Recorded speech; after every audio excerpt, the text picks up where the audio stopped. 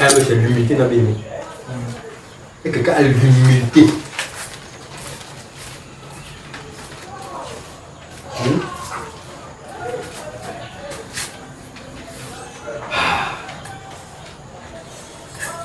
L'humilité peut-être la gloire dans les mains. Il faut comprendre, mais comment l'humilité peut-être la gloire? Si quelqu'un aime, ça veut dire que la gloire le revient.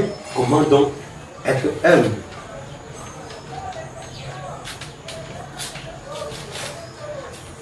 Quand on dit que quelqu'un aime, ça veut dire que quelqu'un qui accepte tout, qui comprend tout, qui n'est pas orgueilleux, qui n'est pas méprisant, qui n'est sans ce point.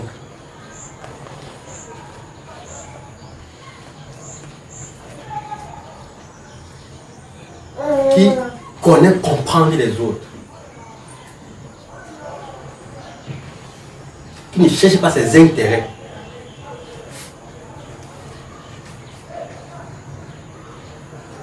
Qui est là pour abaisser le cœur, pour toujours apporter aux autres.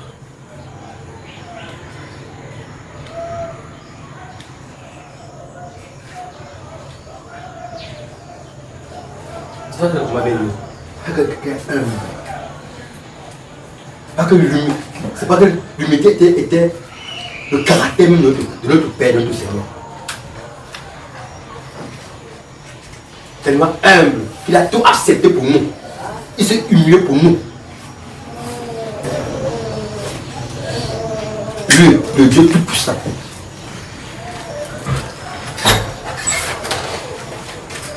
Donc, notre frère va continuer. Ah, c'est une question de répondre. Allez, vous allez continuer. Bonsoir, bonsoir. Que la grâce et la paix vous soient multipliées de la part de celui qui est, qui était et qui vient, et de la part des 7 esprits qui sont devant son trône. Amen. Salut voir les uns les autres. Si vous enregistrez, venez mettre ici. Si vous n'enregistrez pas, éteignez les téléphones. Nous sommes le 40e, nous sommes le 40e aujourd'hui. Même les dates, vous ne connaissez pas. Nous sommes le 40e aujourd'hui. Où c'est le 7, où c'est le 8? 11, 7. 7, 11. Bon, je crois que les questions que nous avons déjà, vous avez salué les uns les autres. Vous avez salué. Je crois que tout ça, on a déjà répondu à ça ici.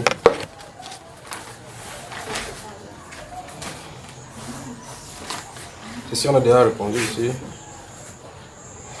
De toute façon, même s'il y a des questions là-bas, les partages et frères vont répondre à cela. Comme ça, on va passer rapidement. On continue. Comment vous allez? Que le Seigneur vous bénisse. Il veut que tu salues quelqu'un en disant: je suis content de te voir.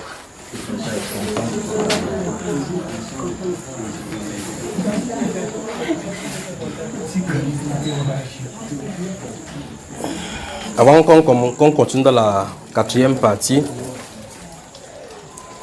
avez-vous des questions? Avant ça, il voulait rendre grâce à Dieu pour un an de plus que le Seigneur a permis à ma femme de l'avoir. Donc Dieu m'a donné une épouse merveilleuse et elle a eu un an de plus le 5 novembre. Il y a cela 2 jours. Vous avez dit que c'est le 7 aujourd'hui, non? Le 7, oui. Donc il y a cela 2 jours. Je suis content parce que mon épouse petit à petit devient une mère. Et je suis fier d'elle. Et ça permet qu'on rejette un regard derrière, on voit le parcours qu'on a parcouru avec le Seigneur, avec les hauts et les bas. Et ça montre clairement qu'on est en train de vieillir chaque fois. Tu veux pas que, comment il dit que, il a d'abord dit qu'il y a des questions, on n'a pas parlé. Je sens de vouloir rendre grâce à Dieu pour mon épouse, tu veux la poser des questions. C'est pour mon épouse, tu veux poser des questions pour elle? Oui, vas-y. Comment, frère? Il dit quoi?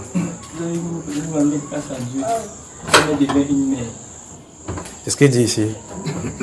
Il regarde Dieu comme il devient une mère. Vous voyez qu'il parle mes choses, il entend ça pas. Tu es responsable de ce que tu as entendu là. Frère, qu'est-ce qu'il dit? Moi j'ai compris. Tu as dit tu rends grâce à Dieu parce qu'elle devient une mère. Toi aussi tu as entendu ça? Hein? Tu as entendu quoi, frère?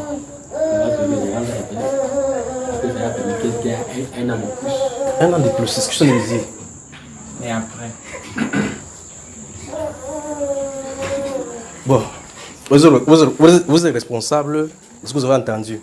Si vous voulez qu'elle devienne encore une mère, je vous donne ça au nom de Jésus à vous.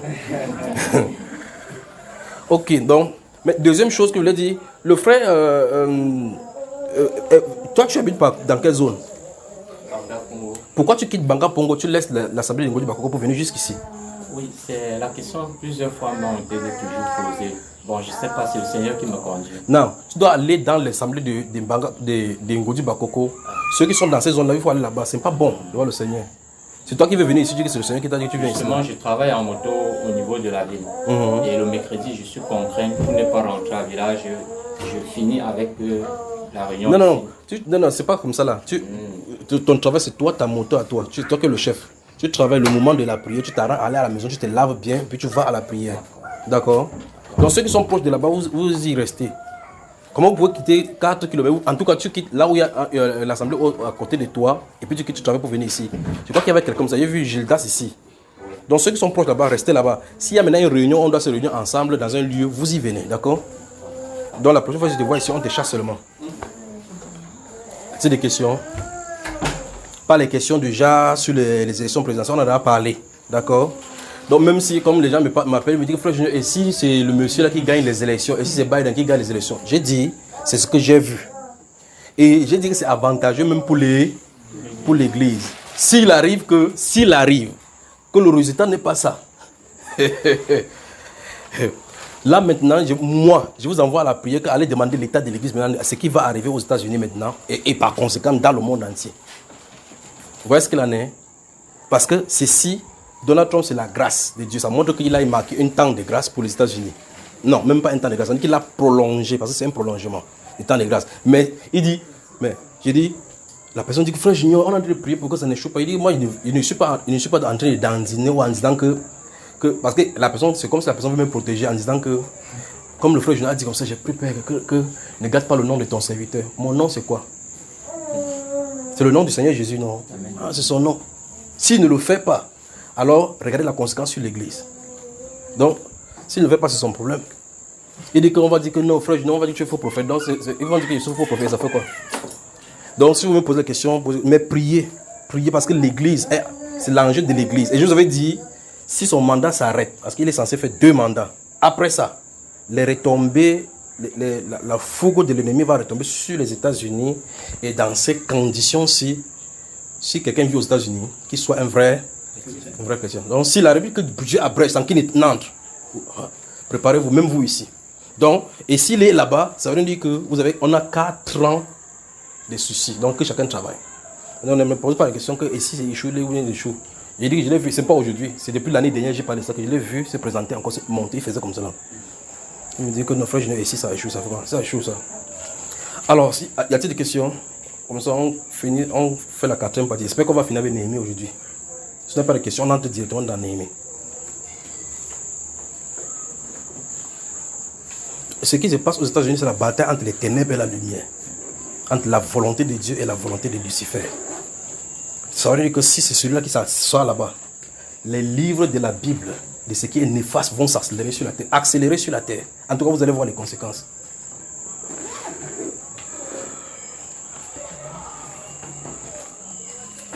Donc les gens pensent que comme on voit le résultat que ce soit 269, d'autres soit 214, que c'est à cause de ça que ça ne me fait pas peur. Donc même s'il monte jusqu'à 279, jusqu'à 290, voici celui que j'ai vu. Vous voyez ça, hein? Maintenant, il va falloir que vous ayez la foi pour voir quelque chose et que le contrôle soit là. Il faut que vous ayez la foi. Sinon vous allez rester devant le résultat comme ça. Là, tu dis, combien ça s'appelle Biden?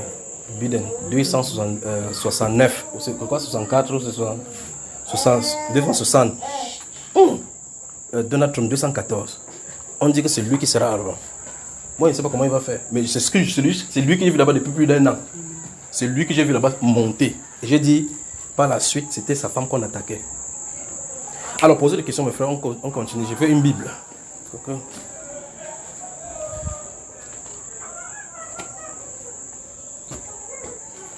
Il n'y a pas de questions.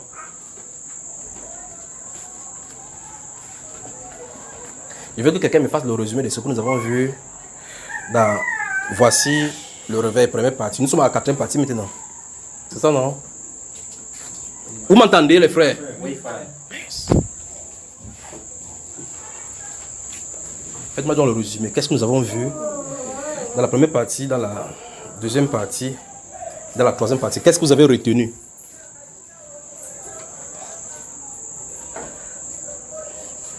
Attendez, vous qui ici, vous avez été là dans les 3 dernières parties. Qui était là parmi les 3 premières parties? 3 premières parties. Qu'est-ce que nous avons vu?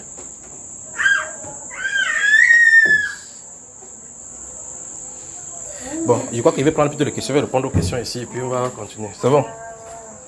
Permettez-moi, on prend quelques questions ici. On va prendre quelques questions.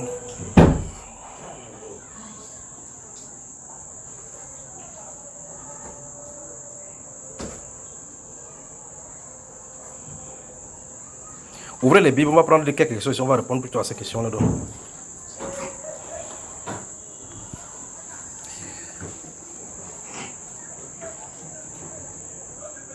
Ok, donc il y a même assez de questions pour passer.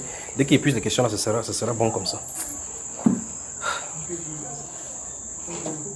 Donc, ces personnes, si vous saluez d'abord et vous saluez toute l'assemblée, on peut travailler là maintenant.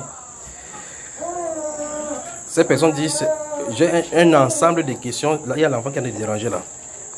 J'ai un ensemble de questions suite à des enseignements que j'ai écoutés. Voici des gens qui écoutent les enseignements, ils ont des questions. La communion fraternelle pour un enfant de Dieu est-elle importante? Ça, c'est la question. Si oui, comment faire pour quelqu'un qui est sorti des dénominations, bâtiments? Ça, c'est la première. Dans quel contexte on dit de ne pas abandonner nos assemblées? Donc, voilà la question. Au moins, comme vous n'avez pas de questions, vous allez avoir les réponses maintenant. La première question qui a 2 volets. Vous entendez la question, non? Vous entendez ici?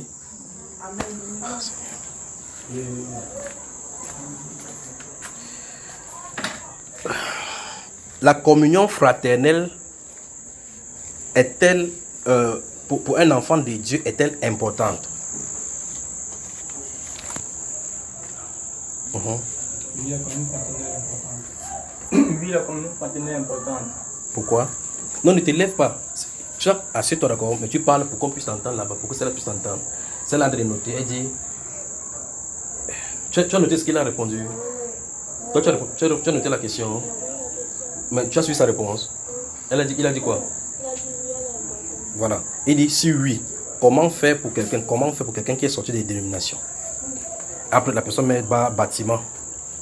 Quand on est sorti des dénominations, il faut probablement d'abord qu'il désire, s'il désire vraiment le Seigneur et profondément le Seigneur, il faut d'abord qu'il crée une intimité profonde avec le Seigneur et implore le Seigneur afin que le Seigneur nous dirige ses pas pour qu'il puisse trouver une assemblée adéquate. C'est-à-dire que si la personne est sortie, qu'est-ce qu'elle doit faire normalement? Il entre dans sa chambre, il lit sa parole, il implore le Seigneur d'un cœur pur et demande la direction du Seigneur.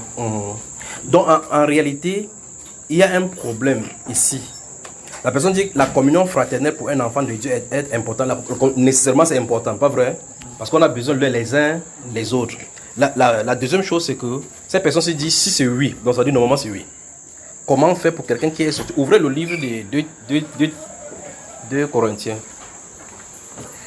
Si oui, comment faire pour quelqu'un qui est sorti des dénominations? Donc, c'est l'aspect que je voulais, avant que vous ne trouviez ces passages-là, pendant que vous en allez chercher, l'aspect que je voulais pointer ici, c'est que les gens ont, quand les gens sont dessus d'un lieu, ils cherchent un autre lieu directement. C'est-à-dire qu'on quitte des lieux en lieu. Vous entendez quelqu'un dire que je suis sorti de l'église catholique. Et puis je suis allé chez les protestants. La personne continue à être déçue comme ça parce qu'en réalité, il n'y a pas l'essence de la chose qu'il faut. Vous me suivez, n'est-ce pas? Donc quand quelqu'un sort dans un lieu, d'un lieu et il va encore à un autre lieu, il y a un problème. Maintenant, lisons ce que la Bible déclare. Qui va pouvoir me lire ça là maintenant? Ok, donc en tout cas, comme vous avez ouvert, je vais dire maintenant je vais paraphraser tout ce qui est écrit là-bas et vous allez vous retrouver. D'accord? Je ne vous demande pas de lire parce que vous avez créé le problème ici. À partir du verset 14 du chapitre 6 de 2 Corinthiens, Dieu commence à mettre la différence, le Saint-Esprit met la différence entre ceux qui appartiennent à la lumière et ceux qui appartiennent aux ténèbres. Il met donc la scission claire entre les idoles et le temple de Dieu. Puis il dit effectivement que c'est nous qui sommes ce temple de Dieu, là, pas vrai? Maintenant, les versets 17 et 18 disent, il dit que c'est pourquoi Dieu dit, mon peuple sortez du milieu. Donc c'est l'état où cette personne se trouve. Il dit, la communion fraternelle est-elle bon pour un enfant de Dieu, est-elle important? Oui. Si oui, comment faire pour quelqu'un qui est sorti de la nation? La personne sort. Ça veut dire que quand la personne est dans ce milieu-ci, il se rend compte qu'il y a quelque chose qui ne va pas avec sa communion avec le Seigneur. Et le Seigneur fait sortir la personne. Et la personne pose la question, comment faire? Et Dieu répond ici. Il dit, sortez du milieu d'eux. mon peuple, ne touchez pas à ce qui est impur. Et qu'est-ce que Dieu dit? Je vous accueillerai. Donc Dieu veut une communion avec la personne. Mais l'erreur que les gens font, c'est qu'ils quittent dans un lieu, ils cherchent un autre lieu. C'est ça le vrai problème. En réalité, dans une année, nous avons fait la première partie d'un enseignement nettoyage des déchets issus des dénominations. On n'a pas encore fait la deuxième partie. Maintenant, quand quelqu'un sort de quelque part, tous les endroits où tu es passé, tu as accordé des choses. Mais la plus grande des choses, c'est que quand les gens sont dans ces lieux-là, on ne prend pas le temps particulièrement de lire les Saintes Écritures. C'est-à-dire que de lire pour soi-même. On passe le temps à écouter les enseignements, sans bien vérifier si c'est même pénétré. Vous me suivez, n'est-ce pas? Alors quand quelqu'un est seul maintenant, seul à seul, cœur à cœur, face à face avec le Seigneur, tu commences à lire les Écritures seul dans l'intimité en priant. Dieu commence à révéler même des choses que tu faisais toi-même qui ne sont pas bonnes. Des choses qu'on faisait qui ne sont pas bonnes. Et donc là maintenant, quand Dieu va te pousser à aller vers des gens, soit c'est pour encore davantage s'édifier. En tout cas, vous allez vous édifier mutuellement. De telle façon que tu auras des choses que Dieu t'a dit dans l'intimité et que tu vas voir là-bas. Si quelqu'un fait quelque chose qui n'est pas dans la droite ligne avec la parole de Dieu, tu as au moins déjà la fondation. Parce que les gens déposent la Bible, ils cherchent un bon pasteur. Il est un bon pasteur, celui qui est comme ça, qui est comme ça. Il a son standard de bon pasteur. Vous me suivez, n'est-ce pas? Et par conséquent, plutôt, c'est la Bible qui donne les directives. En lisant la Bible, si les gens qui suivent Dieu, cherchent Dieu dehors, prenez le temps plutôt de lire les Saintes Écritures et que ça reste sur le cœur. Quand ils vont n'importe où, ils peuvent savoir maintenant ce qui est vrai ou ce qui est faux. Vous me suivez, n'est-ce pas? Parce que la dernière fois ici, vous avez dit, quelqu'un peut citer la Bible de Genèse à l'Apocalypse et c'est en règle. Mais jusque-là, ce n'est pas de Dieu. Pourtant, quelqu'un qui est de Dieu peut dire des choses et faire les erreurs avec les Écritures. Vous me suivez? Ok. Quand Pierre discutait avec Dieu qui ne veut pas manger avec les païens, là, qui ne veut pas manger, même quand on est venu, il a utilisé la dissimulation. Il était de Dieu. Ça ne fait pas de lui un faux serviteur. Je ne sais pas si vous comprenez. Voilà. Donc, mais pourtant, il y a des gens qui seront perspicaces avec l'intelligence. Dit des choses qui sont alignées. Parce que Satan connaît tout ce qui est aligné là-bas. Il sait à quoi tel réfère. Donc, quand quelqu'un sort des différents milieux, l'important, ce n'est pas de chercher les autres. Parce que tu peux aller, les comportements des autres qui n'ont pas été encore sanctifiés peuvent encore davantage te briser. Tu peux rencontrer les comportements d'une personne aussi qui a aussi été frustrée quelque part. Et ces différentes failles-là qui se trouvent dans cette personne te créent plutôt des problèmes. Donc, la première chose à faire, c'est de se reconstruire soi-même devant le Seigneur. C'est la première des choses. Et laisser Dieu lui-même envoyer des gens, ou bien t'envoyer vers des gens. Vous me suivez, n'est-ce pas? La personne pose la question, dans quel contexte on dit de ne pas abandonner nos assemblées? Ouvrez le livre de Hébreux chapitre 10 où c'est mentionné. Hébreux chapitre 10. Je crois que cette question, c'est la question, le volet, si j'ai déjà répondu ça il y a plusieurs fois, et même dans les enseignements. Vous avez Hébreux chapitre 10 là? Amen.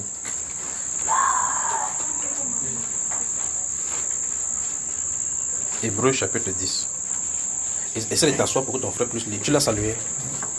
Tu as salué. Bon, lis-nous le verset 25, qu'est-ce que ça dit? À haute voix. Hein? Le verset 25. N'abandonnons pas notre assemblée comme c'est la coutume de quelques-uns, mais exhortons-nous réciproquement. Et cela d'autant plus que vous voyez. Est-ce qu'il est écrit là-bas? Hein? Bon, ça va. Près du milieu, moi ça. N'abandonnons pas notre assemblée, comme c'est la coutume de quelques-uns, mais exhortez-nous réciproquement. Et cela d'autant plus que vous voyez s'approcher le jour. Donc ça veut dire que d'après ce que Paul a dit ici, plus le jour s'approche, plus on ne doit pas abandonner notre assemblée. Notre assemblée. Mais cette personne se pose la question, et c'est effectivement comme ça que les pasteurs utilisent ces passages-ci. Il dit, dans quel contexte on dit de ne pas abandonner nos assemblées? En réalité, la Bible ne dit pas d'abandonner nos assemblées. Mais c'est au singulier. Vous avez remarqué, c'est au singulier. Voilà, mais il y a un problème maintenant avec le corps de Christ. Parce qu'en réalité, si c'est pour le corps de Christ est réparti sur la terre dans les différentes régions géographiques.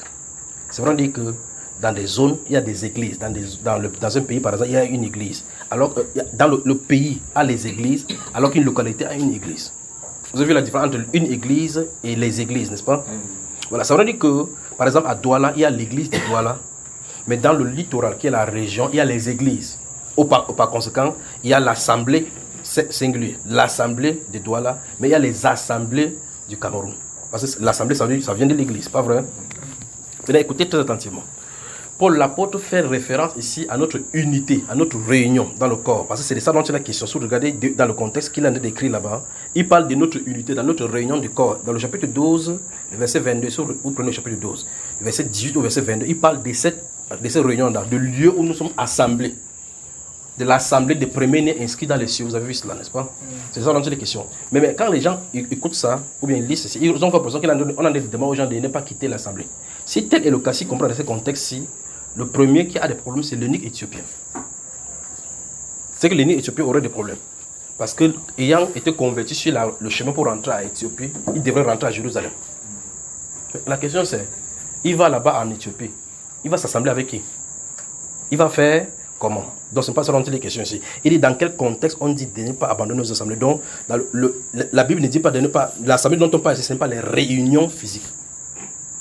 Vous comprenez ça, n'est-ce pas? Parce que quelqu'un peut ne pas être dans la réunion physique. Quelqu'un peut ne pas être dans la réunion physique, mais il est dans la réunion du corps du Seigneur Jésus. Alors que quelqu'un qui peut être physiquement là-bas peut ne pas être dans le corps de Jésus. Vous avez les deux volets, n'est-ce pas? Donc quelqu'un peut s'asseoir ici comme ça là. Il dit Amen, Amen. Jésus ne le connaît pas comme son enfant. Vous me suivez, frère? Amen. Pourtant, quelqu'un n'est même pas ici parmi nous. Et peut-être il ne lit même pas encore la Bible là. Mais il est dans d'insulter les gens. Jésus dit voilà mon enfant. Amen. Vous avez vu cela?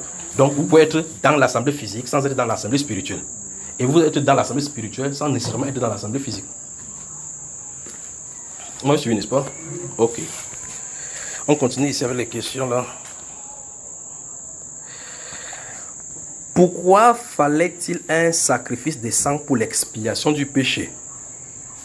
Selon Lévitique 17, la personne note, selon Lévitique 17, verset 11 à 14, la vie se trouve dans le sang, véritablement. Pourquoi Dieu a pris le sang de l'animal pour couvrir la faute d'Adam et Ève? Il est Dieu. Il aurait pu les faire mourir effectivement, spirituellement et physiquement. Donc tuer les bêtises comme ça, il fait les autres. C'est facile comme ça, pas vrai? Donc la personne se pose la question, donc Dieu nous a compliqué la vie. Vous voyez, par exemple, on a de lutter maintenant pour les élections aux États-Unis, on a de lutter que l'Église fait comme ça parce que les dangers sont sur nous ici. Voilà les problèmes que nous avons maintenant. Cette personne se voit que la souffrance sur la terre pose la question pourquoi Dieu n'a pas fini avec eux une fois. D'autres personnes posent la question, mais Dieu lui-même là, il dira comment il n'a pas tué Satan quand Satan a péché là? Il fallait le tuer une fois. Comme, vous êtes d'accord avec moi pour cette idée-là, non? Parce que si Satan avait fait ces bêtises-là, Dieu l'avait tué, on ne serait pas là dans les problèmes aujourd'hui. Quand tu sors pour aller chercher l'argent chaque jour, sache que c'est à cause de Satan. Chaque souffrance que tu as, quand tu as faim, tu pars à la cuisine pour chercher la nourriture dans ma main, dis que Satan, c'est à cause de toi et pas chercher la nourriture ici. Parce que ce n'était pas prévu comme ça. Vous voyez, ils sont des péchés, s'il y a la sueur, ils sont obligés de marteler chaque fois, c'est à cause de lui. Donc tout cela, c'est à cause de lui. Le vrai problème, c'est que Dieu savait que ça arriverait. Et bien plus, il a prévu. Voilà le problème. Le bien plus, il a prévu que ça se passe ainsi. Donc, lorsqu'on a entendu, Dieu savait. S'il ne le savait pas, c'est qu'il y a un problème avec lui, avec son omniscience. Maintenant, quand on a su, donc il a su, dans ce cas, pourquoi tu le laisses? Pourquoi il laisse? C'est là où tu entres dans la deuxième dimension pour comprendre qu'en réalité, il a prévu dans son plan. Et quand il a prévu dans son plan maintenant, la question se commence à prendre une autre tournure. Il faut maintenant comprendre pourquoi il a prévu. Quel est le but? C'est là où on entre dans les solutions. La solution, c'est que Dieu a en lui les attributs qu'il fait manifester. Voilà la solution. Dieu a en lui l'attribut qu'il veut manifester. Voici la véritable raison pour laquelle il a laissé perdurer le péché. Qui est un sauveur? C'est Dieu qui est le sauveur. Il est le sauveur. Mais si quelqu'un ne se perd pas, comment il va se sauver? Comment tu vas savoir qu'il est sauveur s'il ne le fait pas? Vous voyez que pour qu'il sauve, il faut que quelqu'un soit en danger. Donc pour manifester l'attribut, parce que l'un de ses grands attributs, c'est l'attribut du sauveur. Vous voyez cela, n'est-ce pas? Parce que c'est l'attribut du sauveur qui réconcilie le monde spirituel avec le monde physique. Terrible. Il dit c'est son attribut de sauveur, parce que tout ce qu'on fait ici, c'est à cause du Seigneur Jésus. La Bible déclare qu'il a restauré les choses qui étaient dans les cieux, et même celles qui sont sur la terre, pas vrai? Et la Bible déclare, si vous lisez le livre des Éphésiens, je ne sais pas si vous faites comme ça. Hein.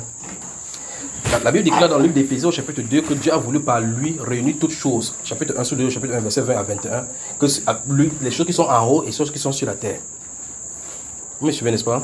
Et dans la Bible, dans le livre d'Hébreux qu'on venait de lire tout à l'heure, la Bible déclare que par le voile de sa chair, il a ouvert inauguré pour nous une rue nouvelle par son sang pour aller sanctifier même des choses célestes. Parce qu'il convenait que des choses célestes aussi soient sanctifiées. Donc il fallait sa mort. Donc vous comprenez que la mort du Sauveur, la révélation du Dieu Sauveur, est l'un des grands attributs de Dieu qu'il fallait manifester. Et c'est pour ça que c'est l'attribut qu'il a manifesté en dernier. Vous voyez qu'il a manifesté certains de ses attributs juste comme manifesté en dernier. Le dernier attribut qu'il a manifesté, c'est l'attribut du Sauveur, du Dieu Sauveur, pas vrai? Donc il laisse que l'ennemi fasse ce qu'il a envie de faire puis il vient à la fin de résoudre le problème. Maintenant, si vous lisez le livre de Genèse au chapitre 12, 13 et 14 et même 15, et puis vous prenez, vous me suivez? Si vous prenez Genèse chapitre 12, 13, 14 et 15, puis vous lisez en parallèle avec Exode chapitre 3, le verset 6 principalement. Verset 6, vous prenez le verset 6 de Exode jusqu'au verset 14. Écoutez très attentivement. J'ai dit, si vous prenez Genèse 12 à 15, puis vous mettez en parallèle avec Genèse, avec Exode chapitre 3, les versets 6 à 14.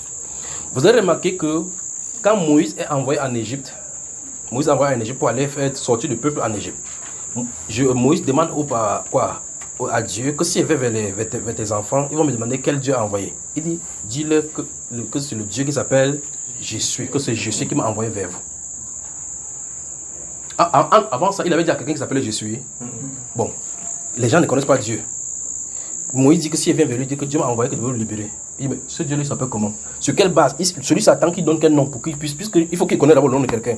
Si quelqu'un vient vers vous, il vous dit, le frère Junior a dit, donne-moi ton livre, il veut un peu lire. Parce que vous connaissez mon nom initialement. C'est pas si vous me comprenez. Si quelqu'un sort de quelque part, il dit que Ngounyanko a dit que tu me donnes ton Dieu. Tu vas dire Ngounyanko, c'est qui? Mais ceux-ci posent, Moïse dit que si je vais vers eux, il demande que Dieu m'a envoyé vers vous. Il va dire que mais le Dieu là, c'est qui? Je vous pose la question, le peuple juif attendait à quel nom? Est-ce qu'ils avaient un nom au départ? Donc là, nous avons le problème dans la Bible. Puis Dieu, dans son développement, dit donc voilà mon nom pour l'éternité des générations. Donc ça veut dire que c'est ici qu'il donne son nom à un peuple qui est censé le connaître déjà. Amen. Puis il dévoile en disant que à Moïse, enfin, parlant d'Abraham, c'est pour ça que vous avez en lisant Abraham là-bas, il ne s'est pas révélé comme l'éternel YHWH. Il s'est révélé comme le Dieu quoi? Abraham, c'est ça. Le Dieu de vos pères. Ça c'est le nom, ça c'est le titre qu'on donnait. Donc tu vois que il dit que je ne me suis pas révélé sur le nom de quoi? Les gens se remettent finish la tête.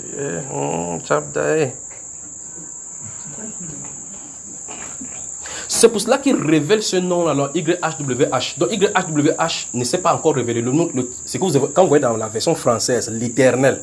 Donc Moïse, Abraham a grandi avec Dieu. Mourir avec lui sans connaître le nom éternel. Vous voyez, n'est-ce pas?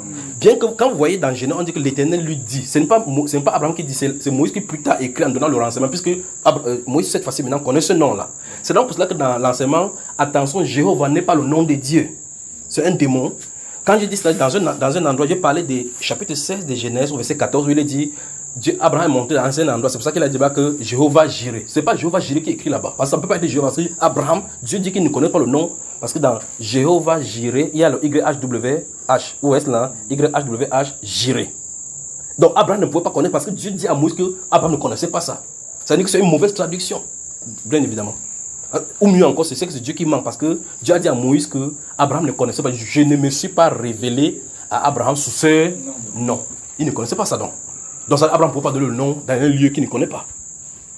Vous me suivez, n'est-ce pas? Amen. Il dit qu'il s'est révélé là-bas comme le Dieu tout-puissant. El Shaddai. Alors, où est donc dans la suite des déroulements des événements de Dieu, Dieu au fur et à mesure révèle ses plans. Révèle ses plans avec ses attributs. Révèle ses plans jusqu'à ce que en Jérémie et en Zacharie, il dit que je vais susciter mon serviteur David. Il va venir. Donc, on va l'appeler YHWH Shekenu, donc de justice. Pas vrai cela? Donc le Dieu de justice. Pourquoi? Parce que c'est le moment de rendre justice. Il dit qu'il va faire susciter, il l'appelle le germe. Le germe. Vous avez vu ça, n'est-ce pas, dans le livre de Jérémie 23? C'est pas ça, frère? Donc, au fur et à mesure, donc, dans le progrès, ce sont les révélations qu'il a. Maintenant, au dernier jour, dans les derniers jours, comme Hébreux 1:1 le dit, Dieu, dans le temps passé, a parlé à nos pères par les prophètes. Dans ce dernier temps, il a parlé par le Fils. Par le Fils, par lequel il a aussi créé toute. Donc ça dit que la dernière révélation, c'est dans le Fils que ça se trouve. Et c'est l'attribut là, c'est l'attribut du Sauveur. Alors donc, si on comprend donc l'écriture, la question que cette personne s'y pose, pourquoi fallait-il que Dieu, il va dire, pourquoi fallait-il que Dieu tue les gens ou verse le sang, ainsi de suite? Parce qu'il avait le désir dans son plan de manifester l'attribut du Sauveur. Et derrière ces attributs du Sauveur, donc, il met donc les lois que lui-même doit respecter. Pour que quelqu'un sauve, il faut que la chose t'appartienne. Dans Lévitique, donc, il explique que pour le droit des rachats, il faut que la personne soit un proche parent. Il commence à montrer par les lois. Vous me suivez, n'est-ce pas, frère? Amen. Donc il faut que ce soit un proche parent qui ait le droit des rachats. C'est donc pour cela que Boaz va avoir le droit des rachats sur Ruth. pour présenter ça clairement. Vous me suivez, n'est-ce pas? C'est donc pour ça que Christ devait être un proche parent de la terre. Et Hébreux chapitre 2 nous dit que puisque les fils ont part au sang, il y a lui-même participé. Afin, vous voyez, n'est-ce pas, afin de sanctifier ceux qui sont dans cette terre, dans cette clé. Clé, c'est en français ou c'est en anglais ça? Clé, l'argile, d'accord? Dans cette bout d'argile-ci là. Donc il a participé dans le sang. Et la Bible déclare que celui qui est sanctifié, et ceux qui sont sanctifiés sont issus tous d'un. Donc on a une relation. Quelqu'un dit une relation. Donc on a une filiation avec le Seigneur. C'est pour ça qu'il peut donc avoir une légitime propriété sur nous. Or, un ange n'a pas une relation avec nous de filiation. C'est de filiation. Vous me comprenez, n'est-ce pas? Un ange ne pouvait pas nous sauver. Vous voyez, n'est-ce pas ce qu'on comprend? Donc, il faut que ça soit semblable à nous. Maintenant, le semblable à nous qui était digne de le faire, personne, parce que toute la génération était perdue. Puisque Adam le premier a versé sa semence de péché sur toute la génération. Mais Dieu avait prévu un sauveur qui est proche de nous. Vous voyez, semblable à Adam. La Bible déclare donc que celui-ci, le premier Adam est terrestre, le second est céleste. Vous comprenez, n'est-ce pas? Il dit, des mœurs que tous meurent en Adam, des mœurs tous revivent par Christ. Vous suivez, n'est-ce pas? Il dit, tous revivent par Christ. Mais le vrai problème maintenant, c'est qu'avant que le problème n'entre en jeu, Dieu avait prévu la solution. Dans le livre d'Un Pierre, on parle de lui comme étant d'un agneau prédestiné avant la fondation du monde. Donc si on prédestine la solution, ça veut dire que la personne qui a prédestiné savait qu'il y avait un problème. Donc en réalité, le problème du monde est après la solution. Il y a d'abord la solution avant que le problème du monde s'est posé. Donc le problème du péché s'est posé après la solution du péché, au péché. Donc ça veut dire que le concepteur de l'univers a prévu son plan. En clair, nous sommes en train de jouer des films. Amen. Quand quelqu'un entend ça, soit tu déchires ta Bible, ou bien tu dis que c'est un sorcier qui parle. Mais tu vas retrouver ça dedans. Voilà le principe clair. D'accord, frère et sœurs? Parce que cette personne dit qu'il est Dieu. Il aurait pu faire mourir, effectivement, spirituellement et physiquement Adam. Et j'ai même pas fini ça. Et créer deux autres humains. Mais s'il avait fait ça, c'est qu'il ne serait pas en train de poser la question aussi. Pas vrai? Je ne serais pas ici avec vous. Tu n'auras pas ton bon habit là, tu n'auras pas sa bonne chemise là. Parce que ces chemises sont issues de la connaissance où il faut qu'on fasse maintenant la connaissance nous-mêmes pour faire nos habits. À ce moment-là, c'est lui qui donne les habits. En tout cas, les gens étaient nus, ils n'en avaient pas, ils n'avaient même pas honte, ils ne savaient même pas qu'ils étaient nus. On continue ici. Dans cette personne-ci, il y a des excellentes questions. Où il aurait pu régler la question du péché directement avec Jésus là-bas. que traiter ça là-bas. Mais Jésus ne pouvait pas être là-bas parce que Jésus, c'est le nom qu'il a pris sous le soleil. Vous voyez, c'est un nom sous le ciel. C'est un nom humain. C'est pas ce que vous comprenez. C'est pas le nom qu'il a au ciel. Vous savez ça, n'est-ce pas? Dans le ciel, c'est pas ce nom qu'il a. Parce qu'il a plusieurs noms. Dans Apocalypse, on dit clairement que plus tard, quand il va venir maintenant pour ses bien-aimés, il va écrire le nom, son nom nouveau. On parle de nom nouveau. Ça ne sera plus le Seigneur Jésus. D'accord? Jésus, c'est le nom qu'il a pris.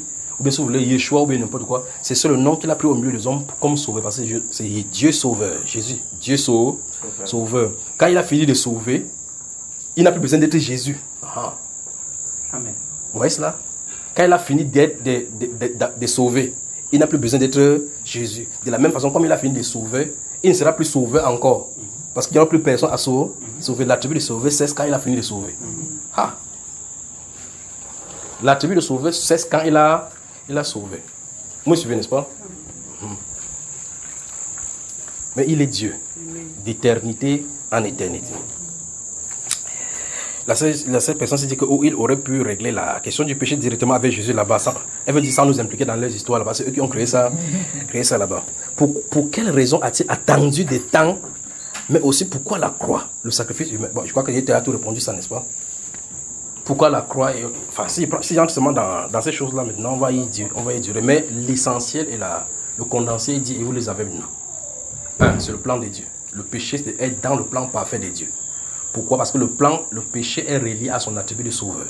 Je vous avais dit ici l'une des dernières fois que quand vous écrivez en hébreu en faisant la géométrie, la gématria, si vous voulez, en associant les lettres avec les chiffres, tout ce qui a le même chiffre, c'est-à-dire tout nom, toutes les lettres qui ont, bien sûr vous écrivez un mot, bien un nom de personne qui a des relations, même valeur numérique. Si je calcule ton gématrie, je trouve 22, et pour Jimmy 22. Donc dans le spirituel, vous êtes liés. Quand vous écrivez pour le serpent, vous voyez que pour le serpent et pour le Messie, c'est identique. Donc le serpent est en relation avec avec le Christ. Et par conséquent, si c'est comme ça, qui l'a préparé? Donc, il y a quelqu'un qui a un concepteur qui a dit, le Messie va rencontrer qui? Le serpent. Quel est le but? Je mettrai une iniquité entre toi et entre ta postérité et sa postérité. Vous voyez, celui-ci, donc il y a une relation qui est liée. Et vous calculez, vous voyez que la femme a une relation avec le serpent. Vous me suivez, n'est-ce pas? Voilà. Donc ça veut dire qu'en réalité, quand vous entrez dans une dimension avec le Seigneur, vous comprenez tout simplement qu'en réalité, tout est seulement à sa place. Donc il n'y a pas quelque chose, c'est nous qui ça peut surprendre parce que nous sommes limités. Et des événements fâcheux, des nouvelles qui viennent de part et d'autre, essaient de toucher notre sensibilité. Et puis on voit vraiment où se dirige le monde. Ça se dirige là où le dirigeant du monde, le vrai dirigeant, est en train de diriger. C'est-à-dire quand vous comprenez que l'ennemi, notre ennemi qui nous dérange, le diable, travaille sous sa direction, ça pose problème. Quand vous lisez la Bible, vous voyez qu'il va vers Dieu, Dieu lui dit, c'est Dieu qui l'attaque. Il dit, quand tu étais où, il dit, j'étais en boîte de nuit sur la télé, dansé avec Amanké. C'est toi Amanké, il parle d'Amanké. Il dit que mais en dansant comme ça, tu as vu mon serviteur Job, qui a attaqué? C'est Dieu qui attaque. Et quand Dieu attaque, il connaît la réponse que Dieu va donner. Il dit, tu crois qu'il danse comme ça pour rien? C'est parce que tu l'as protégé. Et Satan lui dit maintenant que enlève ta protection et tu vois comment il va te maudire en face. C'est Satan qui dit à Dieu, écoutez bien la conversation entre les deux complices là. C'est Satan qui dit à Dieu que enlève ta main et je te jure qu'il va te maudire en face. Dieu ne dit pas ok j'enlève ma main. Il dit ok va donc faire. Vous voyez ça là? Qui l'envoie en mission? Point quelqu'un dit Satan et Dieu sont complices. Et ils discutent sur nous. De temps en temps. Si c'est ton tour en haut, ça va cuire sur toi, sur la terre. Voilà. Je crois que c'est bien de parler t'arrêter pour vous saisir ça. Quand c'est ton époque, quand c'est ta part, ça vient sur toi, ça vient sur toi. Quand Job était comme ça, il dit qu'il est resté comme ça, Dieu l'a secoué, non? Est-ce qu'il voit Satan? Est-ce que Satan est venu se présenter devant lui comme ça? Jusqu'à ce que sa chérie qui disait que oh bon anniversaire mon amour, les bœufs l'ont encore accouché. Elle a dit mais tu souffres comme ça là, tu restes toujours dans ton intégrité, maudit Dieu est. Frère qui parlait comme ça? Le diable. Mais si c'est tout, on va dire que Satan. Elle dit que moi qui sais ma bouche, tu me dis que Satan est. Tu vois, mais elle ne sait pas qu'elle est sous le contrôle de Satan. Mais le point qu'il va faire ressentir, c'est que le Créateur a le contrôle sur tout. Amen. Et sur les mauvais événements et sur le bon. S'il laisse perdurer, la Bible déclare dans Lamentation chapitre 3 que qui dira qu'une chose arrive sans que l'Éternel ne l'ait hors. Mais je dis que les dieux et Satan sont complets, les gens se fâchent. Mais fâchez-vous, il dit vous allez rencontrer ça dans la Bible. Il dit qu'il dira qu'une chose arrive sans que l'Éternel ne l'ait ordonné.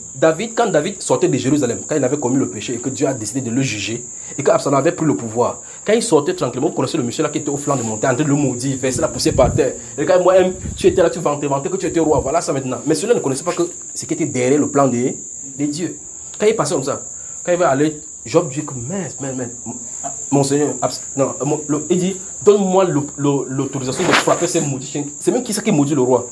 Celui-là pensait que quand il n'est plus roi à Jérusalem, il cesse d'être roi devant Dieu. Il ne savait pas qu'il est dans un moment avec le Seigneur pour le traiter. Et c'est même bien souvent que ces événements arrivent au serviteur de Dieu pour qu'on voit que les cœurs soient révélés.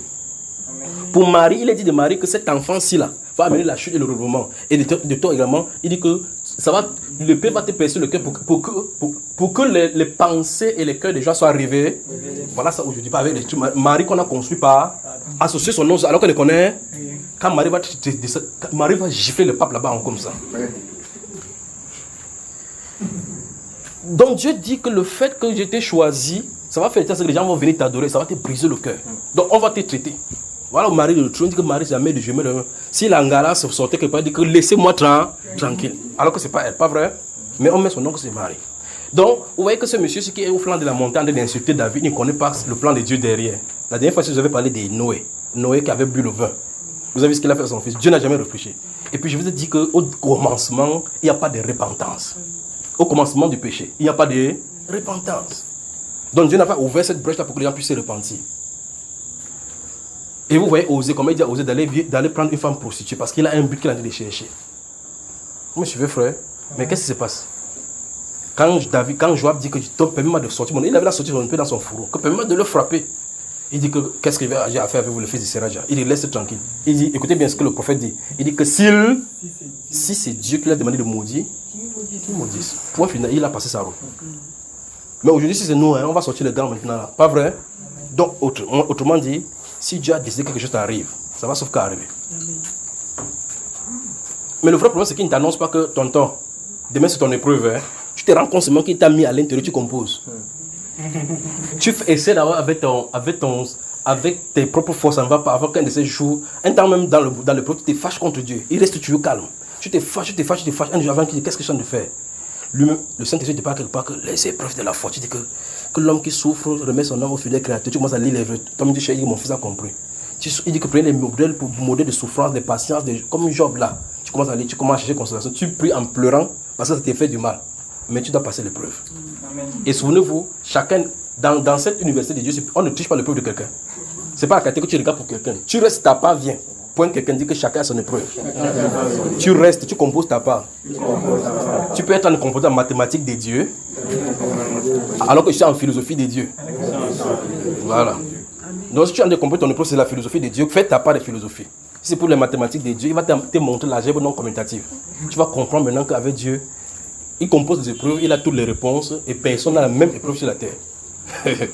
Alors Dieu et Satan travaillent de connivence. Et c'est bon que Satan soit là, parce que c'est notre entraîneur, c'est notre... Vous savez, quand les gens font le sport, il y a, même même les joueurs les plus capitalisés qui ont de l'argent ont besoin des entraîneurs, de coachs, ou est-ce là, qui les entraîneurs.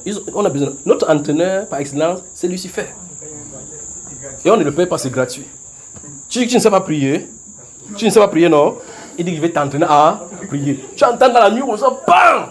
Que le frère Junior parle d'autres entraînements chez moi. C'est là que tu comprends qu'il faut se lever et prier. Donc il vient de t'annoncer qu'il faut se lever et voilà. Il faut qu'on applaudisse soi-même pour Satan. Vous voyez ça, n'est-ce pas? Donc Dieu se sert de lui pour nous entraîner à lui. S'il n'y a pas de difficultés, en tout cas, s'il n'y a pas de difficultés, c'est qu'il va venir un jour ici prêcher, personne ne sera là. Personne ne sera là. Mais quand vous savez qu'il y a un problème devant, que l'église a des soucis, il y a le vrai Saint-Esprit, vous êtes obligé de venir, pas vrai? Gloire à Dieu pour les problèmes. Gloire à Dieu pour les frustrations. Gloire à Dieu pour les difficultés. Parce que la Bible dit qu'on lui rend grâce à Dieu pour toutes. Voilà l'une des raisons pour laquelle on doit lui rendre grâce. Parce que c'est lui qui est au courant de toutes choses. Il dit rendez grâce à Dieu pour toutes. Il dit qu'à son égard, là, c'est sa volonté. Donc la volonté de Dieu, c'est que ça t'arrive, c'est grave, rends-lui grâce. Que c'est soit mauvais, rends-lui. Point quelqu'un dit rends grâce à Dieu. Tu es foiré, rends grâce à Dieu. Ne fais plus comme ça. Ne fais plus comme ça. Répète. Je fais comme ça pour que vous gardez. C'est quand tu rentres, tu dis que frère dit quoi que tu.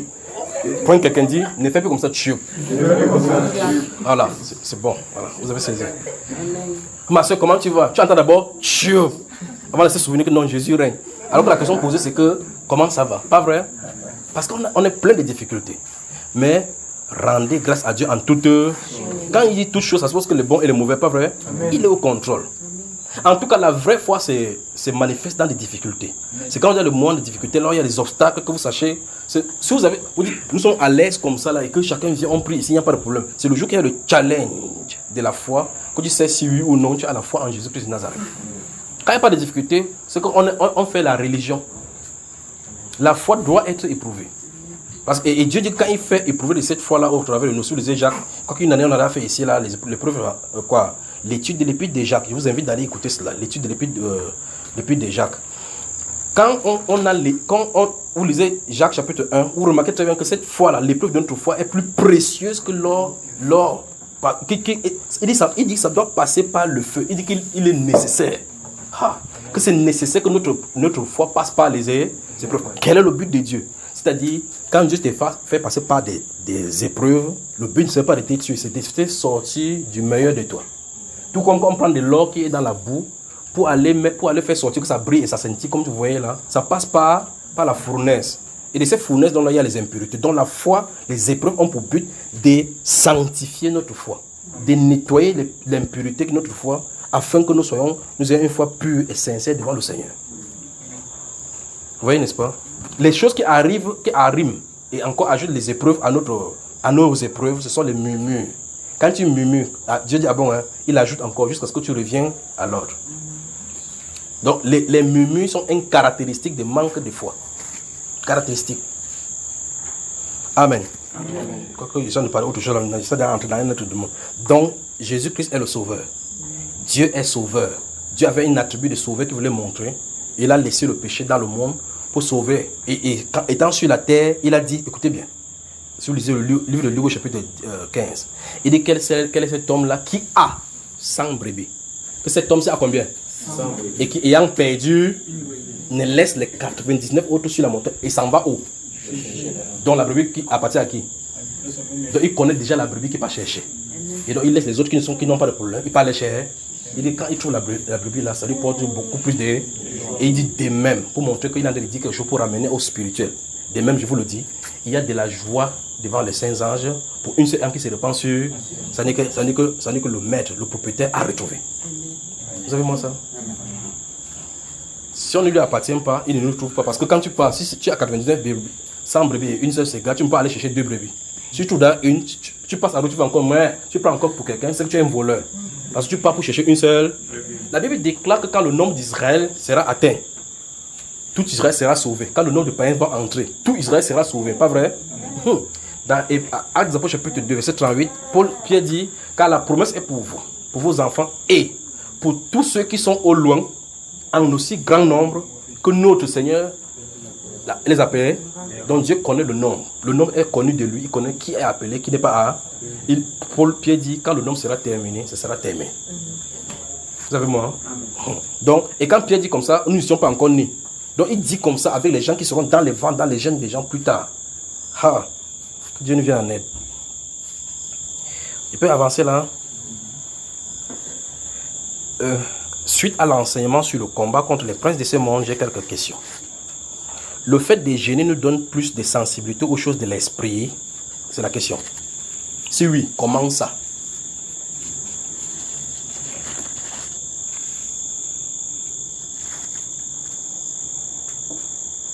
Et la personne continue. Quel est le lien entre la privation et l'écoute spirituelle?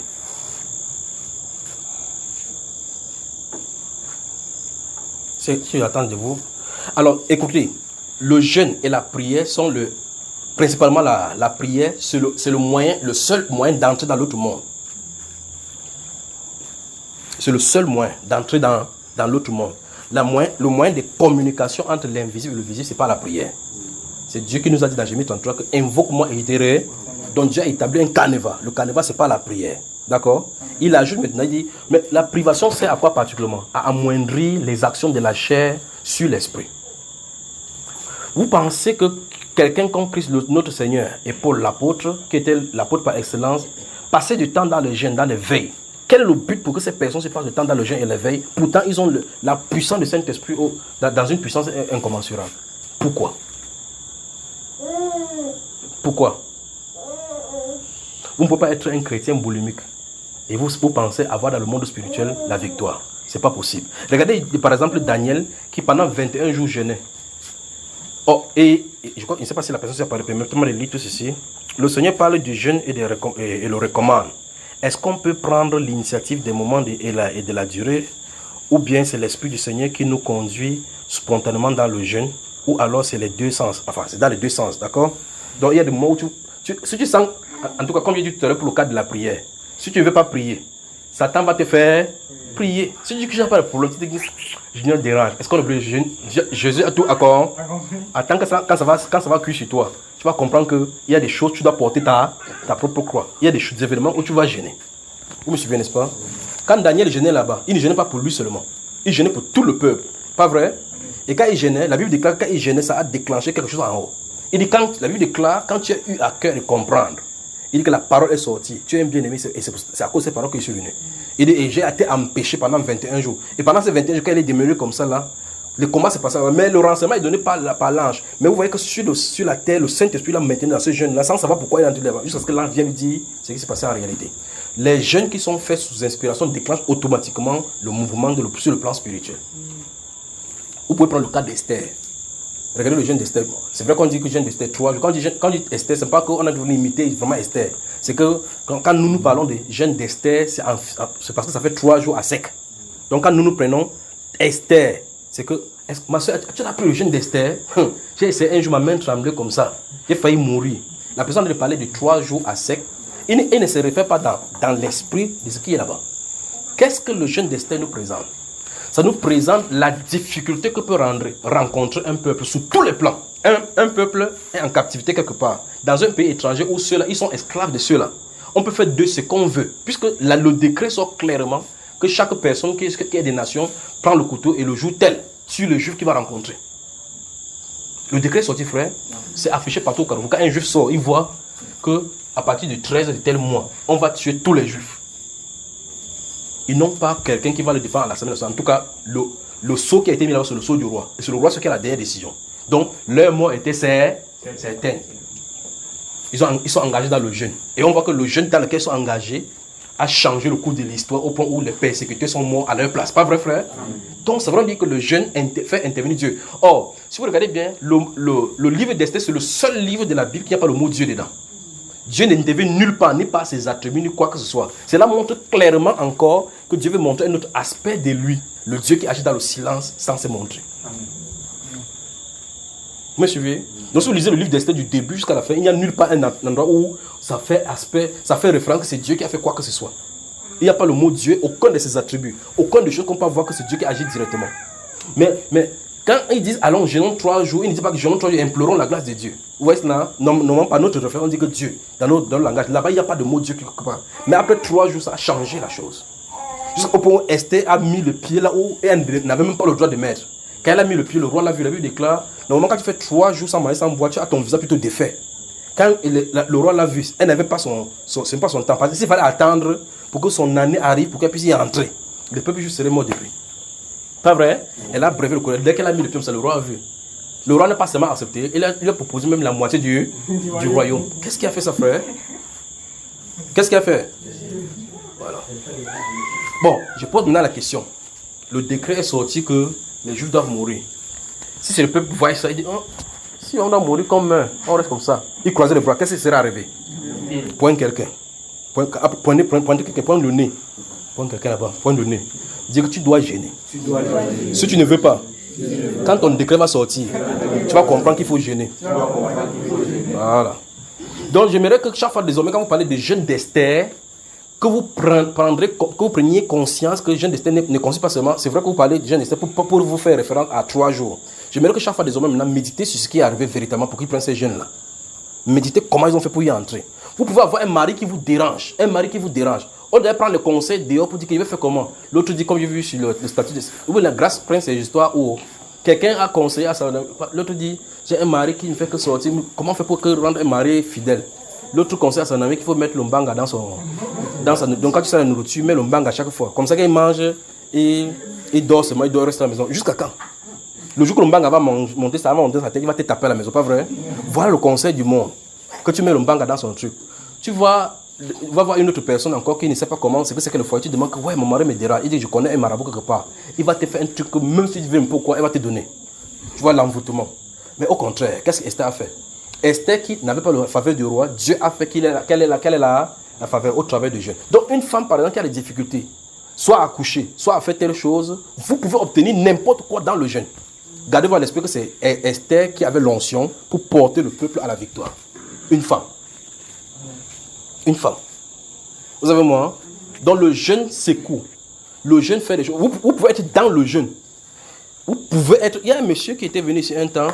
Bon, ce n'est pas ici qu'il était venu, c'est quelqu'un qui est venu ici qui l'a amené. Elle est dans la franc-maçonnerie. Franc-maçonnerie, c'est un avocat ici au pays. Ils avaient des problèmes dans leur... Il dit, j'en vois de toutes les couleurs. Ils avaient des problèmes dans leur association. Ils ont une association avec les gens qui ont un problème et que l'une des personnes me connaît.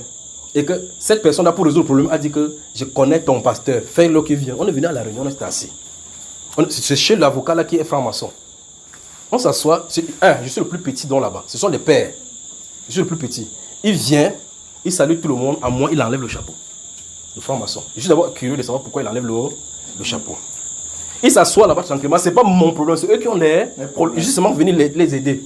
Après, il dit, pasteur, on est dans la réunion des francs-maçons. Non, pas des francs-maçons. Ce n'est pas moi qui suis le problème. Je viens parce que celui-ci est impliqué dans le problème et il veut la transparence pour qu'on règle ça bien. Il veut des gens neutres. Il se lève là-bas, on ne parle du problème. Il dit, pasteur, tu as choisi ton camp, j'ai choisi mon camp. Je suis étonné de ce qu'il a dit. Vous me suivez, n'est-ce pas? Après, il dit que c'est par exemple, si je fais comme ça, parce que les alliés de la vie. Donc, il dit pourquoi il est entré dans la franc-maçonnerie. Mais c'est le Saint-Esprit qui fait qu'il dit cela. Parce qu'il dit ça devant les gens. Maintenant, c'est ça, c'est pas le problème là-bas. Plus tard, maintenant, c'est ce qu'il fait qui est le problème. Après, il appelle donc le frère là, il dit que non, salut, moi, vous avez un pasteur. Il dit que je suis venu 3 fois chez lui, je l'ai trouvé toujours dans le jeûne. Et effectivement, dans ce moment, le Saint-Esprit me dit, entre dans le jeûne. Vous venez chez moi, je suis sur le lit, je suis à genoux, sur le lit avec la Bible toujours, en train de jeûner. Cette période-là, il ne sait pas pourquoi. Et quand il me donne la date, effectivement, j'étais à genoux. Donc il sort de son corps, il vient t'attaquer. Mais Dieu ne te dit pas que quelqu'un va venir t'attaquer. Il vient 3 fois, il dit non, je vais là-bas, j'ai vu le feu là-bas. Vous avez un pasteur. N'est-ce pas ce que vous comprenez? Ça, c'est un franc-maçon. Donc tu quittes un jour, que tu manges le pizza jusqu'à ce que c'est bien, tu manges le légume sauté, tu fais tu dis, m'avais évangélisé un franc-maçon là. Point quelqu'un. Dis si tu n'es pas recommandé. Reste tranquille, tu manges le bongo. Voilà. Tu pars là-bas, il te regarde comme ça, tu sors là-bas, tu dis que la Bible est fausse. Jésus-Christ n'a jamais existé, c'était un homme. D'abord, pourquoi c'est seulement le blanc? Tu commences à faire comme ça, tu crois peut-être, alors qu'il a envoyé un démon de toi, un démon de doute, qui sème les doutes dans le cœur des gens. Finalement, tu t'éloignes de la foi. Pourquoi? Parce que tu as quitté pour aller quelque part où tu n'as pas été envoyé. Alors le jeûne, je suis en train de répondre à la question de cette personne-ci. Le jeûne, que vous l'admettez ou non, saccage le domaine spirituel s'il est fait conformément. Et donc la motivation n'est pas pour montrer sa spiritualité. S'il est fait, donc si la motivation c'est de plaire à Dieu et de faire l'effort de marcher comme il veut, dans cette motivation, c'est le Saint-Esprit avec toi. Parce que cette personne se dit, elle ça va être poussée par le Saint-Esprit ou ça va être par le vous voyez, donc vous pouvez être porté. Quand vous savez que vous êtes déchargé, en tout cas le jeûne, c'est le moyen de se charger. Quand votre porteur est déchargé, vous faites comment? Vous allez charger, non? Si on a coupé la lumière, vous savez que vous êtes dans les problèmes. Si on coupe la lumière, vous êtes dans le rouge. Dans l'obscurité. Je continue ici. La personne continue en disant, quand le Seigneur dit qu'il y a des démons, c'est-à-dire les esprits qui ne sortent que par le jeûne et la prière, de quel type de démons parle-t-il, par exemple? Et vous voyez, ces personnes vont poser des problèmes. C'est-à-dire pourquoi il lui dit maintenant qu'il y a les démons de l'adultère, les démons de ceci. Point quelqu'un dit, tu dois sauf que gêner. Quand Jésus gênait, il ne disait pas que je gêne pour le catégorie de tel démon. Parce que quand quelqu'un va venir dans toi, devant toi, pourquoi tu pries pour lui? Et c'est avant de venir, tu vas savoir quel démon il est devenu avec. C'est devant là-bas que tu vas savoir que quand le Saint-Esprit révèle que c'est tel démon. Bon, si par exemple, parce que dans Matthieu chapitre 15, 17, donc c'est les questions ici. Parce que la personne fait référence de Matthieu chapitre 10, lisez Matthieu chapitre 17, verset 21, parce que les disciples avaient déjà chassé le démon, ils sont assez fatigués. Et puis quand Jésus est venu, quand ils ont vu comment l'enfant est tombé là comme ça à faire, et puis quand Jésus a dit, jusqu'à quand serai-je avec vous? Puis plus tard, les disciples lui posent la question, pourquoi n'avons-nous pas pu chasser ces gens des Jésus dit qu'il y a des catégories qui ne font que pas des jeunes. Donc, souvenez-vous que les disciples de Jean-Baptiste avaient déjà repéré que les jeunes, les disciples de Jean-Baptiste avaient déjà repéré que les gars, c'est des jeunes. Donc, en tout cas, vous ne pouvez pas exercer dans ce ministère où on chasse les démons sans jeûner, vous ne pouvez pas. Amen. Et il va vous expliquer, ça c'est aux dirigeants qu'il va expliquer un de ces jours. Pourquoi? Donc, si vous êtes devant, supposons que ce soit le démon de l'épilepsie. Ok, on amène l'épileptique. C'est là où tu dis, ok, épileptique, oui. Ma soeur, attends, il n'est pas jeûné. C'est pour ça qu'on fait, frère. Jésus dit, ces genres d'esprit, il dit ces genres. Il n'a pas dit voici la catégorie, il dit ces genres. Donc ça suppose qu'il y a plusieurs autres gens, ne sortent que pas des jeûnes et pas des prières. Ceci ne veut pas dire que quand tu vas voir, avant que tu vas aller prier, jeûner. Non. Ça veut dire que tu dois être équipé en le faisant. Donc autrement dit, le jeûne est un style de vie pour les croyants. Vous avez moi les frères là. Question personnelle mais concernant. Bon, comme vous ne connaissez pas la personne, donc je lis la question personnelle. Parce que cette question personnelle peut être personnelle aussi pour quelqu'un, une personne ici. Est-ce que l'esprit de gloutonnerie existe? Vous connaissez ce qu'on appelle la gloutonnerie, non? Trop de manger, quand vous mangez beaucoup. Il y a quelqu'un qui mange, il mange. Il va dans la fête, quand on sert la longue table là, elle prend un peu de tout. C'est-à-dire qu'elle prend la sauce taro, après elle prend le riz sauté et met dedans. Prend le coquille et met dedans. Après, quand on avance, on tend n'importe quoi, elle ne refuse pas. On ne refuse pas. Finalement, tu voyais la tête dans son place, comme c'est la décoration. Quand elle passe à côté de toi, pour cacher même ça, d'autres encore font ça, ils prennent même 4 fourchettes, ils arrêtent la main. Quand tu pars, tu vois la quantité de son plat, quand il te regarde, tu comprends que tu es en train d'interroger, mais la femme s'y mange. Sans te connaître, tu dis que non, ils sont nombreux. La personne prend 4 fourchettes comme ça, ou bien 4 cuillères. Tu vois comment la personne peut passer avec un gros plat. La personne te dit non, comment tu me regardes comme ça, nous sommes nombreux. Après, passer cacher avec 4 les autres cuillères, ils mangent seul. Frère Jimmy, c'est toi. Comment tu dis comme ça? Vous savez, mon frère, la personne pose la question, est-ce que l'esprit de gloutonnerie existe? Effectivement, ça existe. Écoutez bien. tout ce qui subjugue l'homme, au point où l'homme ne parvient pas à s'en séparer, est causé par les esprits.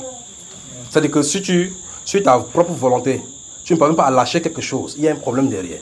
Comme les gens parlent de l'addiction. Comprenez? Il y a les gens qui ont l'addiction à la drogue. Mais vous ne voyez pas la drogue dans la Bible. Mais pourtant, il y a les esprits qui sont derrière qui te font que la personne prend la cocaïne ou bien fume le banga. Fume le banga au point où la personne... Il y a des gens qui sont devenus fous à force de fumer cela. Parce qu'elle fume, ils voient des visions comme l'autre ici qui fume, il fumait. Vous voyez un garçon qui fume, il fume le cannabis là. Il commence à marcher, il fait comme ça dans la nuit. On lui demande que c'est quoi, il dit qu'il y a les deux dames. Alors que ce sont ses propres visions qu'il a de voir. La terre est droite là-bas. Le bang lui a fait que le goudron est gonflé partout. Vous voyez ce que ça peut faire, n'est-ce pas? Ça détourne son sens. Alors, ces choses-là qui subjuguent l'homme et le poussent à la bestialité et à toujours ces choses-là des bassesses, ce sont les choses qui sont coordonnées par les esprits. Vous me suivez, n'est-ce pas? C'est comme par exemple les couches de nuit. Vous ne verrez pas la couche de nuit dans la Bible. La couche de nuit n'est pas écrite dans la Bible. Vous ne verrez pas le Mami Wata dans la Bible. Vous ne trouverez pas. Les sirènes des eaux, vous ne voyez pas ça. Est-ce que c'est dans la Bible? Mais ça n'existe pas. Voilà. Alors donc quand quelqu'un mange et que si vous mangez et que c'est de la gloutonnerie, parce qu'en réalité, remarquez bien que la gourmandise est un péché. Et si c'est un péché, il y a un esprit derrière pour pousser les gens dans le péché. Tout comme la convoitise sexuelle est un péché. Donc il y a des esprits pour pousser les gens à la convoitise sexuelle. Ils alimentent cela. Maintenant, ça veut dire que si la gourmandise est mise au niveau du péché, il y a forcément des choses là-bas. Les esprits peuvent te faire que tu manges, tu ne veux que manger. Quand je vois pas que tu manges, vous voyez quelqu'un qui a 500 kilos. Mais la personne, dans son intérieur, désire ne pas faire ça.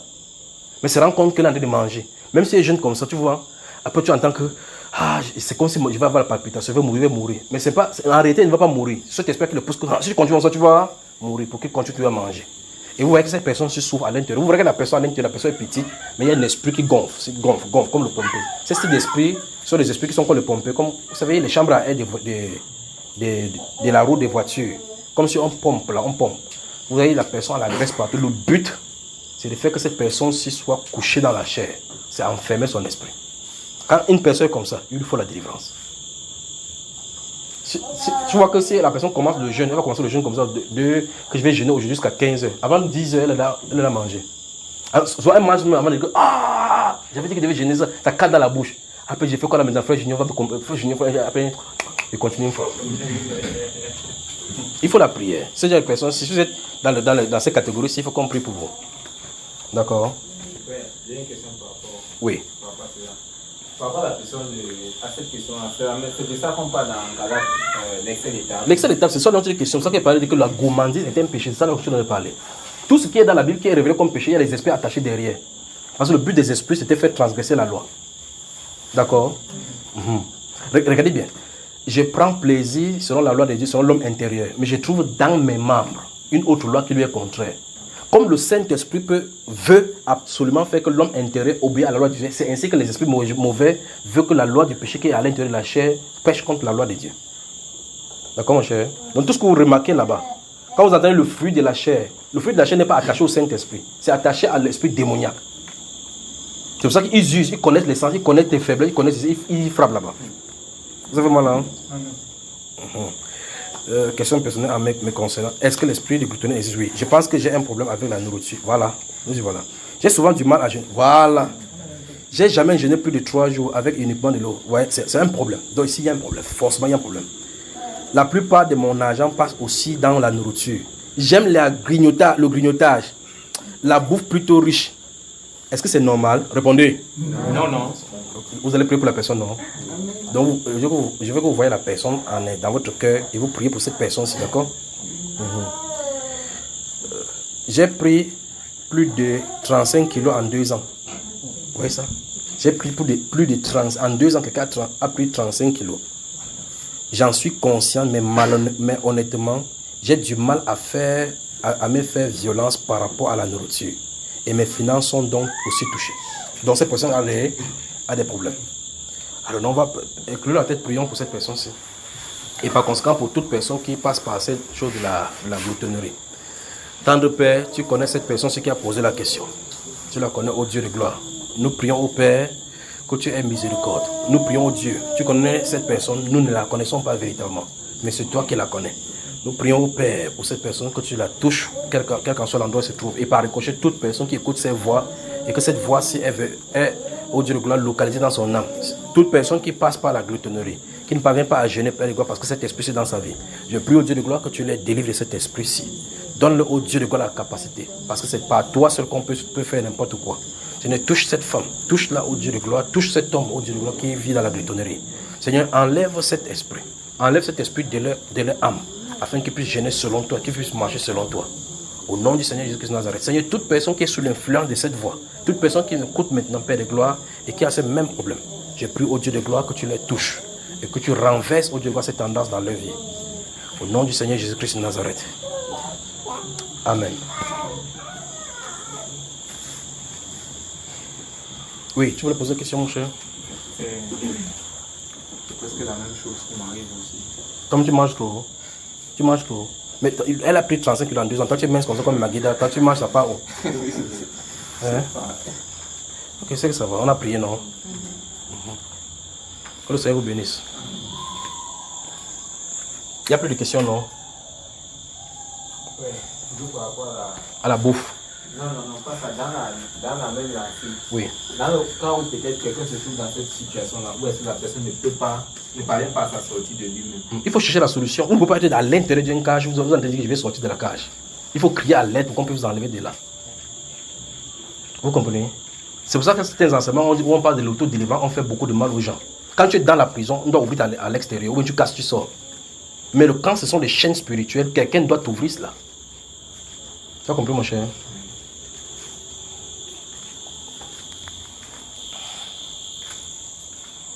Que Dieu bénisse son peuple. Veuillez prendre vos différents téléphones. Donc.